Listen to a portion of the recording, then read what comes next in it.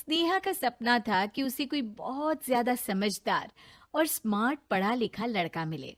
लेकिन कहते हैं ना, जो भाग्य में होता है होता वही है। देख, मैं साफ कह रही हूँ, लड़की के बाप के पास भर भर के पैसा है। अरे एक बार लड़की ने तुझे पसंद कर लिया तो समझ के पैसे की तो नदियां भर जाएंगी, लेकिन फिर भी तेरी प्यास नहीं बुझेगी बेटा। अरे माँ, फ्रिज में मैंने 2 बोतल पानी की रखी है, और कैसे प्यास बुझेगी? अरे 5वीं फेल, मैं बात कर रही हूँ पैसों की प्यास की। तू गवाह नहीं समझेगा इस बात को। बस तुझसे लोगों की नौकरी करवा लो। वो क्या है ना आशीष की माँ, वो सीधा है, और जिसे तू लोगों की नौकरी बोल रही है ना, वो आशीष का प्यार है अपने लोगों के लिए, जिनसे वो प्यार करता है या जिनसे जुड़ा हुआ है वो। अरे जमाना नहीं रहा वो। अरे आज की डेट में तो ना बेटा माँ का है, ना ही पति पत्नी का। कैसी बात कर रही है माँ? चाहे दुनिया यहाँ की वहाँ क्यों ना हो जाए, मैं आपके बिना नहीं रह सकता। ना ही मैं आपको कभी धोखा दे सकता हूँ। अरे हाँ, ठीक है ठीक है। देख, लड़की को पढ़ा लिखा लड़का चाहिए तो वहां चुप रहना। जबान खोलेगा तो पता चल जाएगा कि 5वीं पास है। अरे तो पढ़ा देती ना आगे। माना सौतेली माँ हो, लेकिन दहेज की लालच तो अपने बेटे जैसी ही रख रही हो। पापा ऐसा मत बोलिए ना माँ को, वो मेरी माँ है, मैं उनसे बहुत प्यार करता हूँ। अच्छा अच्छा बेटा, कुछ नहीं कहता, बस तैयार हो जा, चलते हैं और देखते हैं कि कौन है लड़की और क्या चाहती है। सभी मिलकर लड़की देखने जाते हैं, जहाँ स्नेहा आशीष को देखकर ही इम्प्रेस हो जाती है। वाह, कितना हैंडसम है। काश इससे मेरी शादी हो जाती, लेकिन पता नहीं कितना पढ़ा लिखा है। स्नेहा, लड़का बहुत अच्छा है, बेचारी की माँ दूसरी है, लेकिन देख रही है ना, हीरा भी इतना चमकीला नहीं होगा जितना कि ये।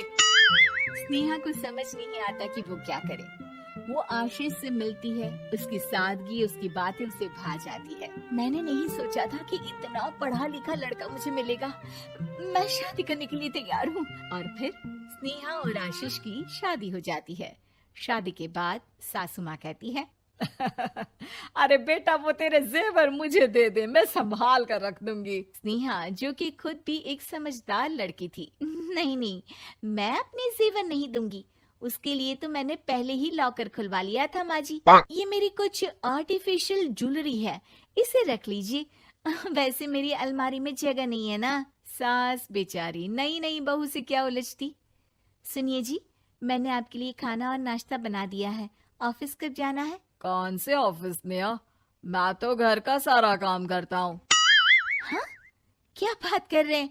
इतना पढ़ लिख कर आप घर का काम क्यों करते हैं? कितना पढ़ लिख कर?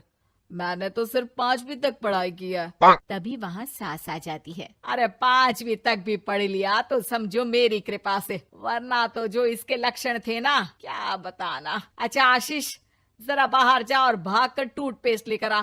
सुबह से मंजन नहीं किया। और हाँ, फिर जाकर दुकान की सफाई कर देना। तेरा छोटा भाई दुकान पर जाने को तैयार हो रहा है। स्नेहा ये सब सुनकर हैरान रह जाती है। वो सोचती है कि आखिर उससे क्या गलती हो गई जो उसके साथ ऐसा हुआ। आशीष स्नेहा के पास जाता है। सुनो, तुमको तो मैंने पहली मुलाकात में ही बताया था कि। स्नेहा आशीष की बात ही नहीं सुनना चाहती है। वो जोर से चिल्लाती है, चुप रहो बिल्कुल, गंवार कहीं के।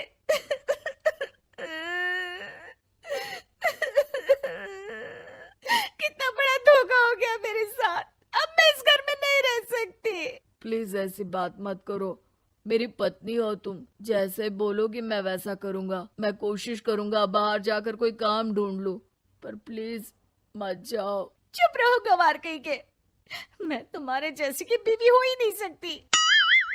आशीष स्नेहा को लाख समझाने की कोशिश करता है, लेकिन वो अपने मायके चली जाती है। माँ चलिए ना, स्नेहा को मना कर लेकर आते हैं। अरे जाओ, बनाने जाए मेरी जूती।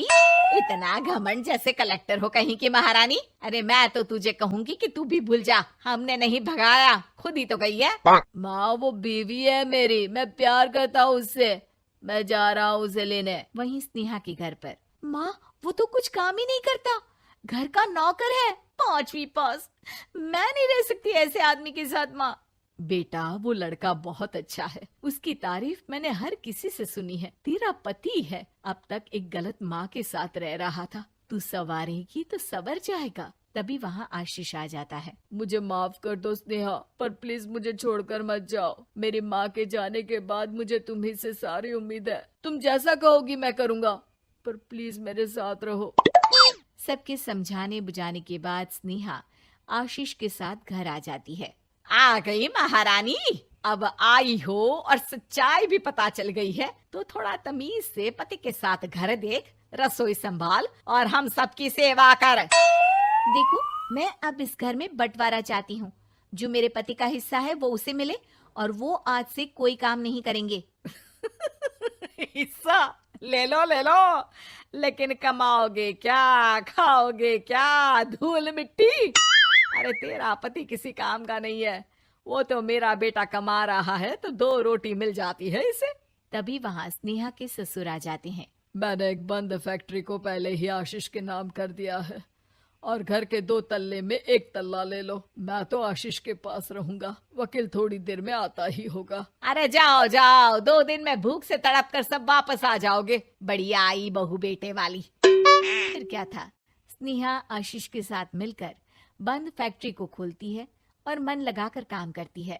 दोनों की मेहनत रंग लाती है और आशीष अपनी मेहनत से एक सफल बिजनेसमैन बन जाता है। लेकिन एक दिन, अरे बहू बेटा आशीष, मुझे माफ कर दो, मैं भी अब तुम लोगों के साथ रहना चाहती हूँ। इस कमबख्त ने तो दुकान का बेड़ा गर्क कर दिया। वो तो आशीष था जो सारा दुकान का काम संभालता था।